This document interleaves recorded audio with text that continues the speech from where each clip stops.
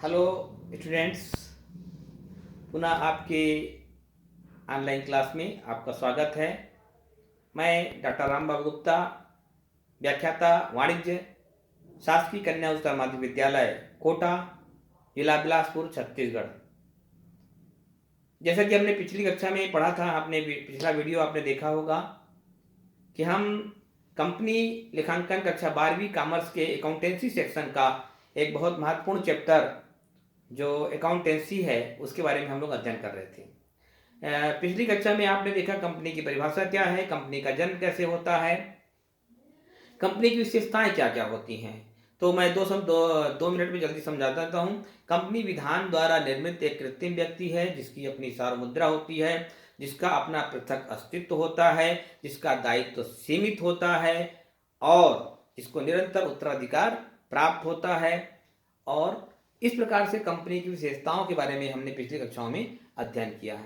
अगर आपको परिभाषा देना है, कभी भी याद रखिएगा, अगर विशेषताएं आपको पॉइंट मालूम है, उन विशेषताओं को एक रूप में जमा कर लिख देंगे, वह कंपनी की बेस्ट या सर्वोत्तम परिभाषा भी बन जाती है।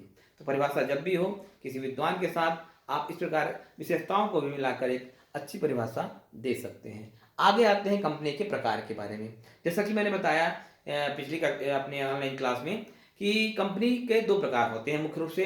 पहला है निजी कंपनी और दूसरा है सार्वजनिक कंपनी। निजी यानी प्राइवेट कंपनी होती है। प्राइवेट कंपनी वह होती है जिसका निर्माण कंपनी विधान द्वारा तो होता है, लेकिन जो अपने अंश या शेयर जनता में पब्लिक में इशू नहीं कर, सार्वजनिक रूप से निर्गमित नहीं कर सकते हैं और जिनकी सदस्यों की संख्या भी सीमित बताई गई है। इसके अंतर्गत कंपनी के कम से कम 2 और अधिकतम 200 सदस्य होने चाहिए। नए कंपनी विधान, जो पहले कंपनी विधान था 1956, भारतीय कंपनी अधिनियम 1956, वर्तमान में भारतीय कंपनी अधिनियम 2013 के अनुसार कंपनी का निर्माण व संचालन हो रहा है।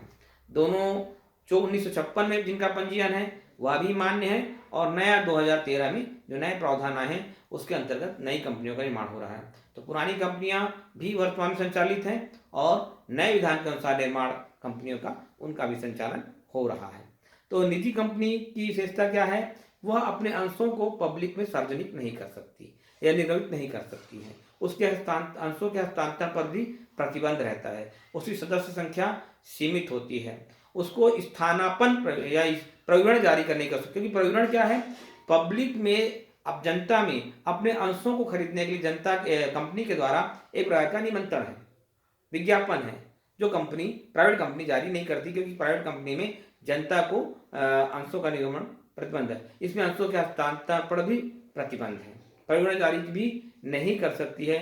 और निजी कंपनी को एक अधिकार प्राप्त होता है कि इसका कंपनी विधान के अनुसार कंपनी का पंजीयन होने के बाद यह तुरंत अपना व्यापार प्रारंभ कर सकती है।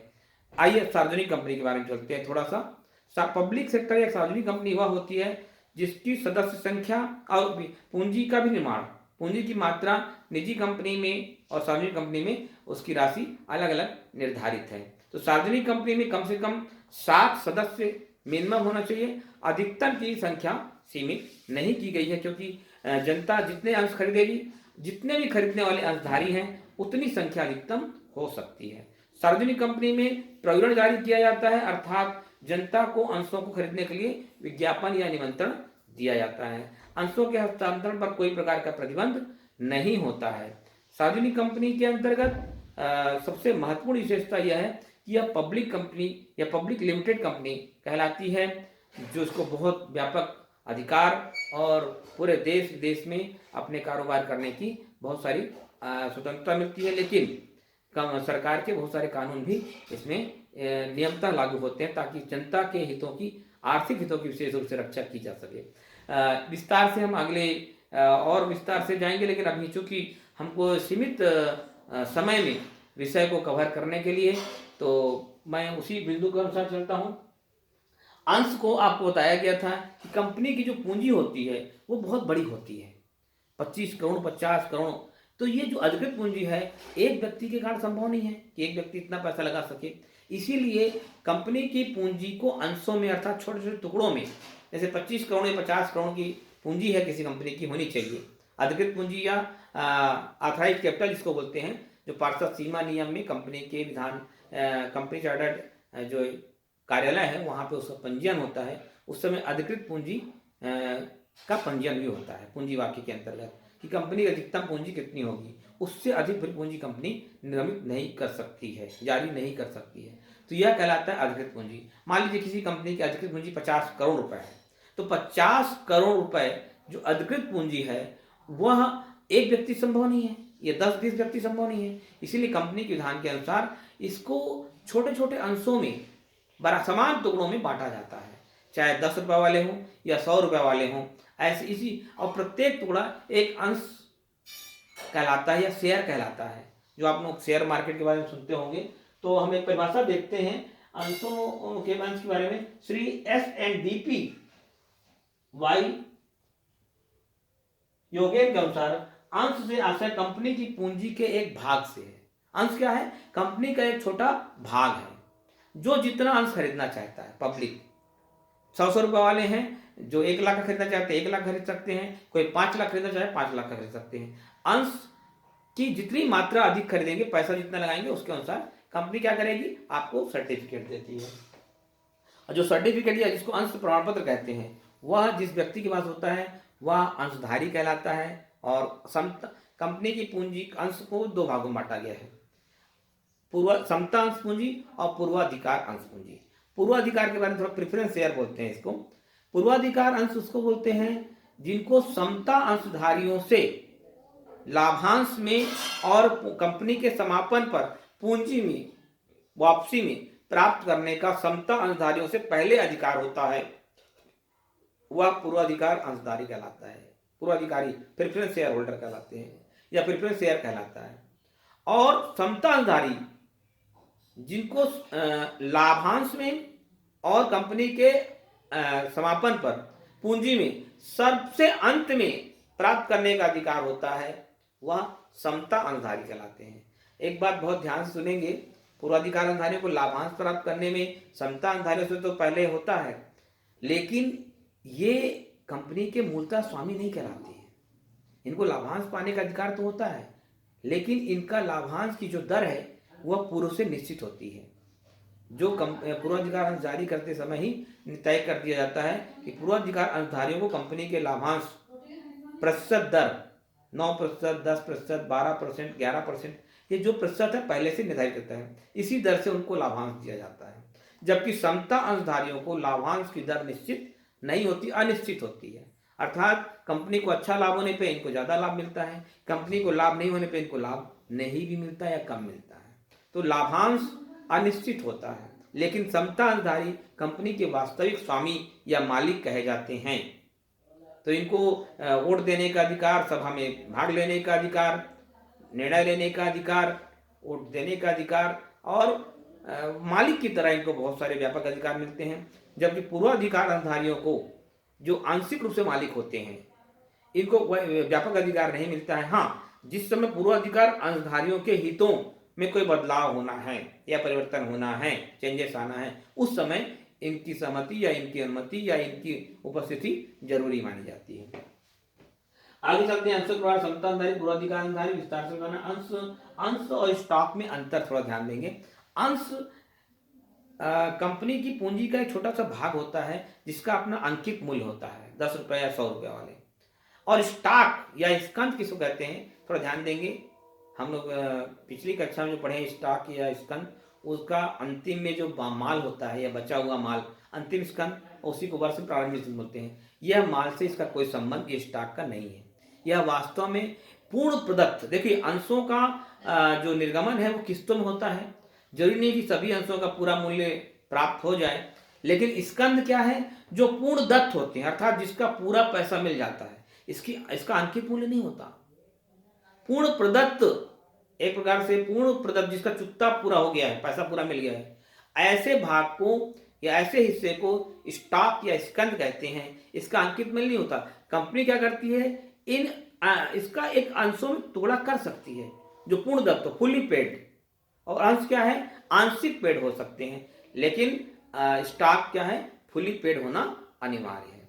आगे चलते हैं, इसके बारे में जब हम आगे विस्तार से पढ़ेंगे तो आगे और विस्तार से पढ़ेंगे।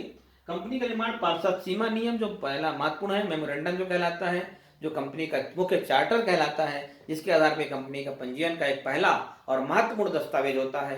पार्षद सीमा नियम में मुख्य रूप से 6 वाक्य होते हैं। कंपनी का नाम वाक्य, पूंजी वाक्य, स्थान वाक्य, दायित्व वाक्य, घोषणा। ये जो 6 वाक्य होते हैं, इसका उद्देश्य क्या होता है? पार्षद सीमा नियम का उद्देश्य है कंपनी का बाहरी व्यक्तियों से किस प्रकार का व्यवहार, क्या उसकी सीमा होगी, क्या लेन देन की सीमा होगी, क्या व्यवहार की सीमा होगी, क्या व्यापार की सीमा होगी, क्या पूंजी की सीमा होगी, स्थान राष्ट्रीय और अंतर्राष्ट्रीय व्यापार क्षेत्र क्या होगा, नाम कंपनी का क्या होगा।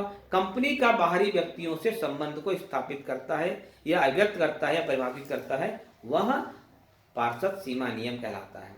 दूसरा होता है पार्षद अंतर नियम। ये जो आर्टिकल, ये अंतर नियम जैसे नाम से पता चल रहा है, कंपनी के आंतरिक नियम जो होते हैं, कंपनी के अंदर संचालन के, कंपनी और कंपनी के जो व्यवस्थापक हैं या जो अंशधारी हैं और जो कंपनी के संचालक मंडल हैं, कंपनी के आंतरिक जो नियुक्तियां हैं, वेतन है, उत्पादन है, विक्रय है, ये जो आंतरिक जो नियमों की व्याख्या है, वह पूरी व्याख्या अंतर नियम में निर्धारित होती है।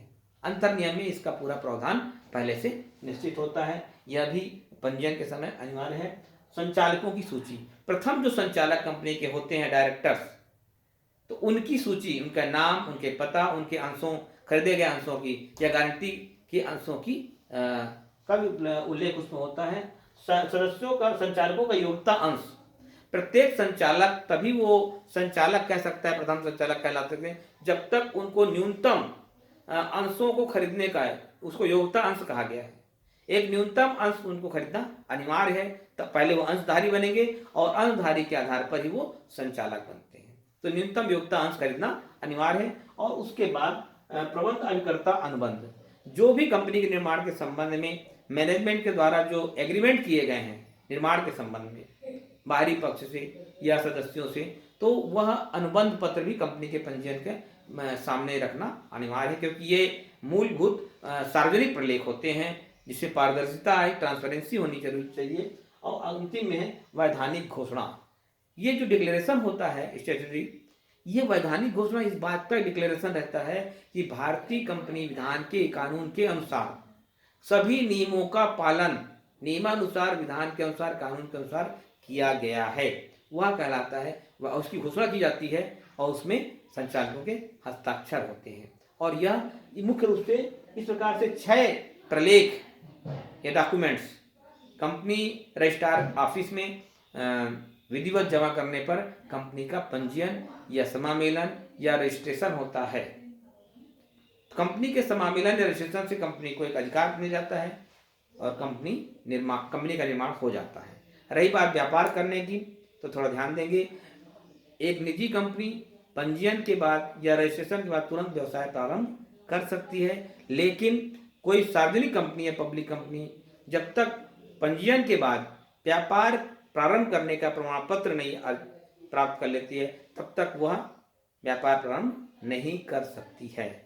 मैं डॉक्टर रामबाबू गुप्ता, व्याख्याता, शासकीय कन्या उच्चतर माध्यमिक विद्यालय कोटा, जिला बिलासपुर, छत्तीसगढ़ से आप सब ऑनलाइन क्लास में हमारे साथ जुड़े हुए हैं। आप सबका पुनः एक बार मैं हार्दिक अभिनंदन और स्वागत करते हुए आगे करता हूँ प्रविवरण या स्थानापन्न प्रविवरण।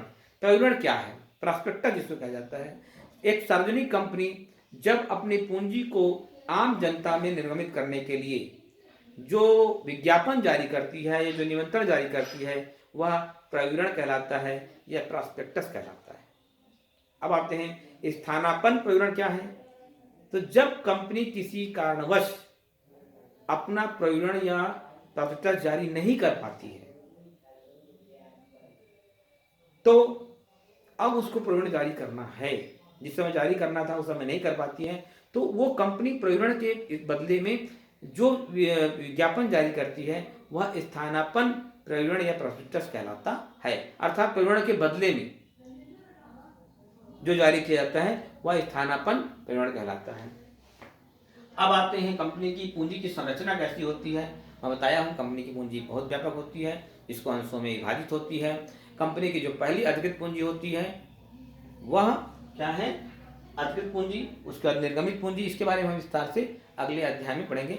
आज का हम यहीं पर समाप्त करते हैं। फिर मैं नाम बता दूं, अर्पित पूंजी, निर्गमित पूंजी, प्रार्थिक पूंजी, याचित या कॉल्ड अप कैपिटल, मांगी गई पूंजी, अयाचित पूंजी, प्रदत्त या चुकता पेड अप कैपिटल पूंजी, और इसके बारे में हम विस्तार से अगले अपनी कक्षा में पढ़ेंगे। अब आज का क्लास यहीं पर रखते हैं। धन्यवाद, नमस्कार।